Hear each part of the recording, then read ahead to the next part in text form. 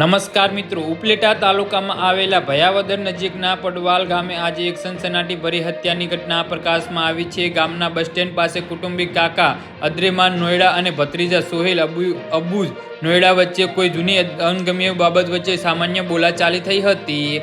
જી હા મિત્રો, અત્યારે હાલના સૌથી મોટા અને દુઃખદ સમાચાર સામે આવી રહ્યા છે. તો મિત્રો, સમાચારમાં વધુ વિગતવાર વાત કરીએ તો આવેશમાં આવેલા ભત્રીજા સોહેલે યુબ ટોયાએ પોતાના પાસે રહેલું ધારદાર તીક્ષ્ણ હથિયાર કાઢીને કુટુંબિક કાકા ઇદ્રમાન નોયડા પર ઉપરાસુપરી ઘા ઝીકી દીધા હતા અને તીક્ષ્ણ હથિયારના હુમલાના કારણે અદ્રેમાન નોયડાને લોહીલુહાણ હાલતમાં ઢળી પડ્યા હતા અને બનાવના પગલે બસ સ્ટેન્ડના આસપાસના લોકો એકઠા થઈ ગયા હતા અને ઇજાગ્રસ્ત અદ્રેમાન નોયડાને વિપરીત સારવાર અર્થે ખાનગી હોસ્પિટલમાં ખસેડવામાં આવ્યા હતા અને તાજવીજ હાથ ધરવામાં આવી હતી, પરંતુ હોસ્પિટલ પહોંચે તે પહેલા જ રસ્તામાં તેમને દમ તોડી દીધો હતો.